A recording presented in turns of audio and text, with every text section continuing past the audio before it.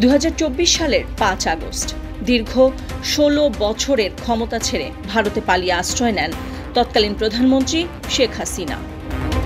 এরপর এক টালমাটাল পরিস্থিতিতে 8 আগস্ট দায়িত্ব নেয় অন্তর্বর্তী সরকার। মাথার উপর ছিল সীমাহীন প্রত্যাশার চাপ, আর দেয়ালে দেয়ালে লেখা ছিল ছাত্র জনতার গণঅভ্যুত্থানে ফ্যাসিবাদী সরকার উৎখাত হওয়ার পর শিক্ষার্থীদের স্বপ্নের কথা। পরিবর্তন আর বদলে দেওয়ার আওয়াজ উঠেছিল দেশ জুড়ে। সড়কে শৃঙ্খলা ফেরাতে, মানুষের নিরাপত্তা দিতে রাস্তায় নেমে সাধারণ ছাত্র জনতা বড় প্রত্যাশা তৈরি করেছিল পরিবর্তনের। সেই স্বপ্ন পূরণে বছর পূর্তিতে কতটা সফল অন্তর্বর্তী সরকার?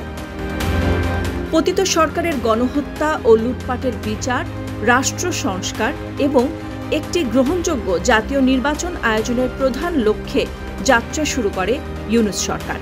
রাষ্ট্র ব্যবস্থা ঢেলে সাজাতে সংস্কার করার কথা থাকলেও তা কতটা পূরণ হয়েছে বর্ষপূর্তিতে, তাই আলোচনার বিষয়।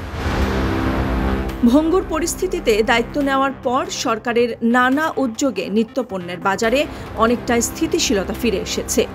দেশি মুদ্রার বাজারে অস্থিরতা কমেছে, তলানিতে থাকা বিদেশি মুদ্রার রিজার্ভ এখন অনেকটা স্বস্তির জায়গায়।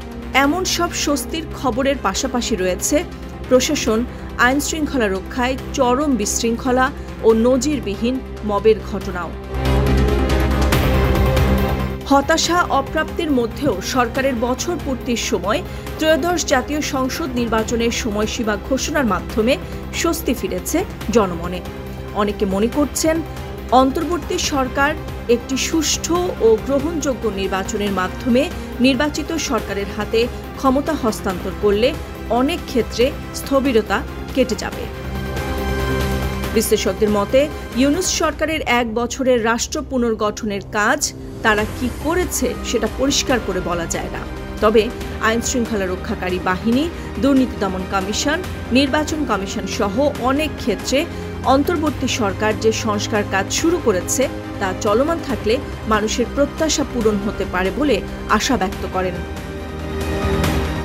অভ্যন্তরীণ ও বাহ্যিক বহুবিধ চ্যালেঞ্জের মুখোমুখি হওয়া সত্ত্বেও কর্তৃত্ববাদী সরকার পতনের পর 1 বছরে বিচার সংস্কার, নির্বাচন প্রস্তুতি ও রাষ্ট্র পরিচালনার বিভিন্ন ক্ষেত্রে উল্লেখযোগ্য অগ্রগতি করতে পেরেছে ইউনূস সরকার।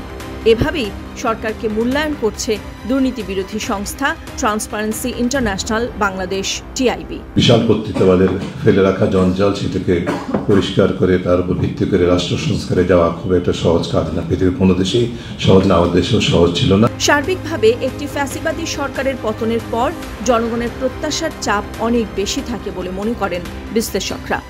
অন্তর্বর্তী সরকারের সংস্কার কার্যক্রমগুলো এগিয়ে নিয়ে এর সুফল বয়ে আনবে নির্বাচিত সরকার, এমনটাই মতামত তাদের। নাদিরা জাহান, নিউজ ডেস্ক, সারা বাংলা।